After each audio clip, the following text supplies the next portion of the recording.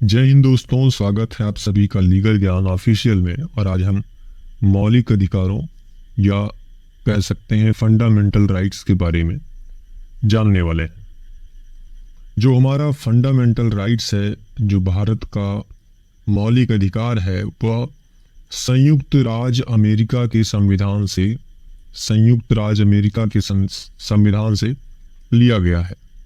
और इसका वर्णन संविधान के भाग 3 में अनुच्छेद 12 से लेकर अनुच्छेद 35 तक किया गया है।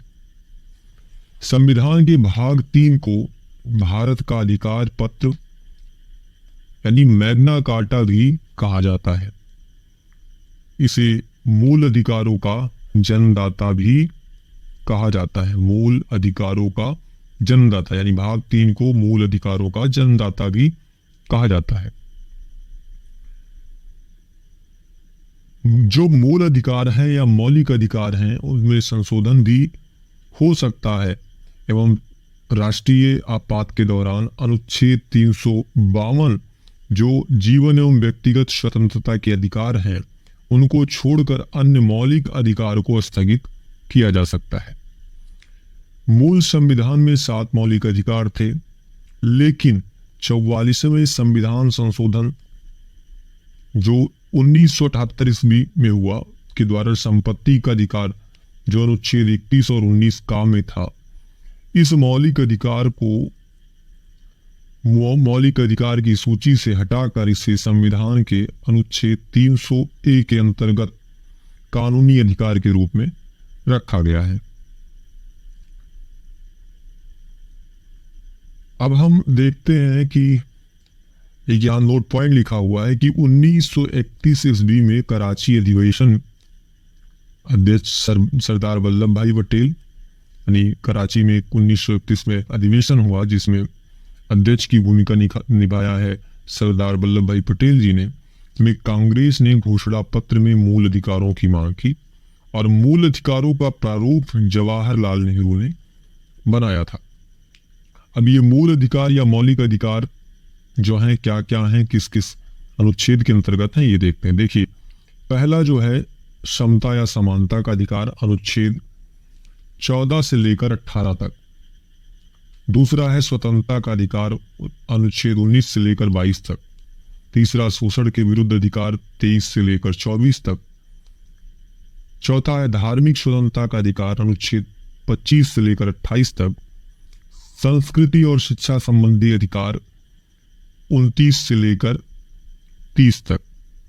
और जो छठा है वो है संवैधानिक उपचारों का अधिकार अनुच्छेद 32 के अंतर्गत, जिसमें यह बताया गया है कि जब भी आपके इन अधिकारों का हनन होता है तो उसके लिए जो हाई कोर्ट है यानी उच्च न्यायालय में आप आवेदन कर सकते हैं, और उसके लिए जो उच्चतम न्यायालय या जो सर्वोच्च न्यायालय है वह रिट भी जारी कर सकता है।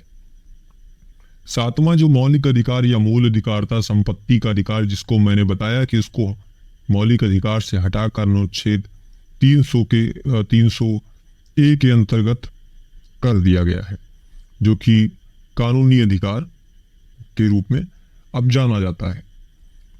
जब हम बात कर रहे होते हैं समानता का या समता का अधिकार, तो इसमें अनुच्छेद 14 जो है वो विधि के समक्ष समता, इसमें ये कहा गया है कि जो राज्य सभी व्यक्तियों को एक समान सभी व्यक्तियों के लिए एक समान कानून बनाएगा और उन पर एक समान लागू करेगा। और इसी के अंतर्गत हम समान कार्य के लिए समान वेतन की मांग करते हैं। लेकिन जो समान कार्य के लिए समान वेतन है, एक केस में बताया गया कि यह जो है संविधान में एक मूल अधिकार नहीं है। रणधीर सिंह बनाम भारत संघ PIR 1982 SC 879 के मामले में न्यायालय ने निर्धारित किया कि यद्यपि समान कार्य के लिए समान वेतन संविधान में एक मूल अधिकार नहीं है, परंतु अनुच्छेद 14, 16 तथा 39 का के अधीन एक संवैधानिक लक्ष्य अवश्य है। मतलब अगर हम देखें जो समानता का अधिकार, तो समानता के अधिकार के तहत आप ये कह सकते हैं सबको समानता मिलनी चाहिए, लेकिन समान कार्य के लिए समान वेतन का जो मांग किया जाता है ये सब तरह से लागू, मतलब आप कह सकते हैं पूर्णतः संभव नहीं है, लेकिन एक संवैधानिक लक्ष्य है कि हाँ इसकी पूर्ति की जाए, यानी समान कार्य के लिए समान वेतन दिया जाए। लेकिन उसके लिए भी कई शर्तें हैं, कई चीजें हैं जिसके आधार पर समान कार्य पर समान वेतन दिया जा सकता है या नहीं दिया जा सकता है, दोनों चीजें हैं। अब अगला इसी में जो है अनुच्छेद 15 जो कहता है कि धर्म, नस्ल, जाति, लिंग, स्थान के आधार पर भेदभाव नहीं किया जाएगा, इसका निषेध की बात करता है। जो अनुच्छेद 16 है वह कहता है कि लोक नियोजन के विषय में अवसर की समता मिलेगी, यानी जब भी किसी राज्य के अधीन किसी पद पर नियोजन या नियुक्ति के संबंधित विषय में सभी नागरिकों को मतलब समान अवसर मिलेगा। किसी को भी आप कह सकते हैं कि जात, धर्म, इन सब के आधार पर भेदभाव नहीं किया जाएगा। इसी में जब अनुच्छेद 17 की बात करते हैं तो वो कहता है कि अस्पृश्यता का अंत करता है, यानी जो छुआछूत वाली चीजें थी उनका अंत करता है और उनके लिए दंड, और इसी के अंतर्गत दंड बताया गया कि ये दंडनीय अपराध है छुआछूत वाली चीजें, और इसके लिए नियम कानून की बनाए गए हैं। अनुच्छेद 18 में उपाधि वगैरह जो है उनका अंत कर दिया गया। सेना या विधा संबंधी सम्मान के सिवाय अन्य कोई उपाधि राज्य द्वारा प्रदान नहीं की जाएगी। भारत का कोई भी नागरिक किसी अन्य देश से राष्ट्रपति की आज्ञा के बिना आज्ञा के कोई उपाधि स्वीकार नहीं कर सकता है। तो ये तो हो गया अनुच्छेद 14 से 18। अब आता है अनुच्छेद 19। अनुच्छेद 19 जो है स्वतंत्रता का अधिकार, स्वतंत्रता के अधिकार में अनुच्छेद 19 के अंतर्गत आप कह सकते हैं पहला जो है इसमें छात्रा की स्वतंत्रता अनुच्छेद 19 के तहत दी गई, जिसमें बोलने की स्वतंत्रता है, और 19B में शांतिपूर्वक बिना हथियारों के एकत्रित होने और सभा करने की स्वतंत्रता है। 19C के अंतर्गत संघ बनाने की स्वतंत्रता है।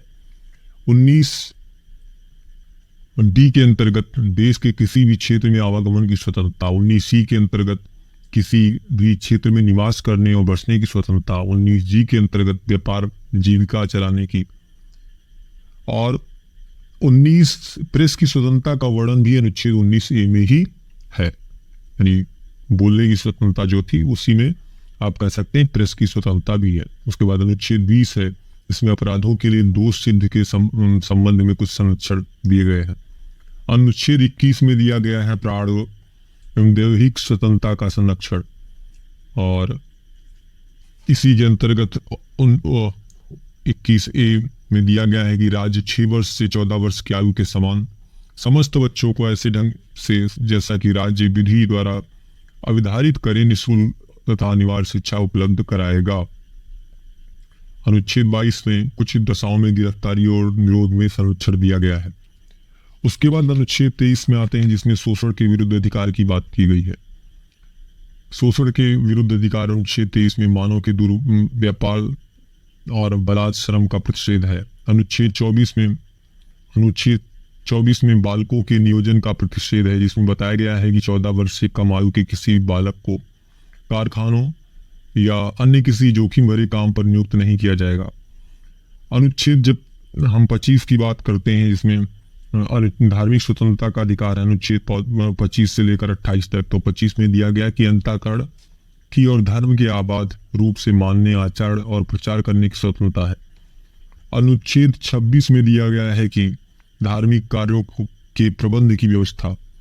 इसी तरह अनुच्छेद 27 में दिया गया है कि राज्य जो है किसी व्यक्ति को ऐसे कर देने के लिए बाध्य नहीं कर सकता है जिसकी आय किसी विशेष धर्म अथवा धार्मिक संप्रदाय की उन्नति या शोषण में व्यय करने के लिए विशेष रूप से निश्चित की गई है। अनुच्छेद 28 जो है वो कहता है राज्य विधि से पूर्णतः पोषित किसी शिक्षा संस्था में कोई धार्मिक शिक्षा नहीं दी जाएगी। ऐसे शिक्षण संस्थान अपने विद्यार्थियों को किसी धार्मिक अनुष्ठान में भाग लेने या किसी धर्मोपदेश को जबरदस्ती या बलात् सुनने के लिए हेतु बाध्य नहीं कर सकते। अब आता है स्वतंत्र संस्कृति और शिक्षा संबंधी अधिकार अनुच्छेद 29 से 30 तक। तो अनुच्छेद 29 में अल्पसंख्यक वर्गों के हितों का संरक्षण है, जिसमें कहा गया है कि कोई भी अल्पसंख्यक वर्ग अपनी भाषा, लिपि, संस्कृति को सुरक्षित रख सकता है और केवल भाषा, जाति, धर्म और संस्कृति के आधार पर उसे किसी भी सरकारी शैक्षिक संस्था में प्रवेश से नहीं रोका जाएगा। अनुच्छेद 30 में है कि शिक्षा संस्थाओं की स्थापना और प्रशासन का अल्पसंख्यक वर्गों का प्रशासन करने का अल्पसंख्यक वर्गों का अधिकार, जिसमें कहा गया है कि कोई भी अल्पसंख्यक वर्ग अपनी पसंद का शैक्षिक संस्था चला सकता है और सरकार उसे अनुदान देने में किसी भी तरह का भेदभाव नहीं करेगी।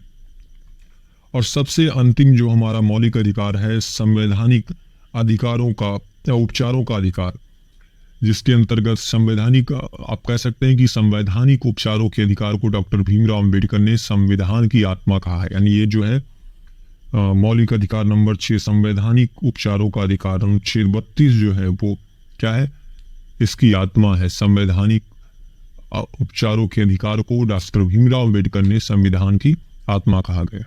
अनुच्छेद 32 के अंतर्गत मौलिक अधिकारों को प्रवर्तित कराने के लिए समुचित कार्रवाइयों द्वारा उच्चतम न्यायालय में आवेदन करने का अधिकार प्रदान किया गया है। इसके संदर्भ में सर्वोच्च न्यायालय 5 तरह के समावेश यानी रिट निकालने की शक्ति प्रदान की गई है। इसमें बंदी प्रत्यक्षीकरण है, परमादेश है, प्रतिषेध लेख है, उत्प्रेषण है और अधिकार परीक्षा लेख है। उम्मीद करता हूँ आप सभी को जानकारी पसंद आई होगी। जानकारी पसंद आया तो चैनल को लाइक और वीडियो को लाइक करें, शेयर करें, कमेंट करें और चैनल को सब्सक्राइब करें। जय हिंद, धन्यवाद।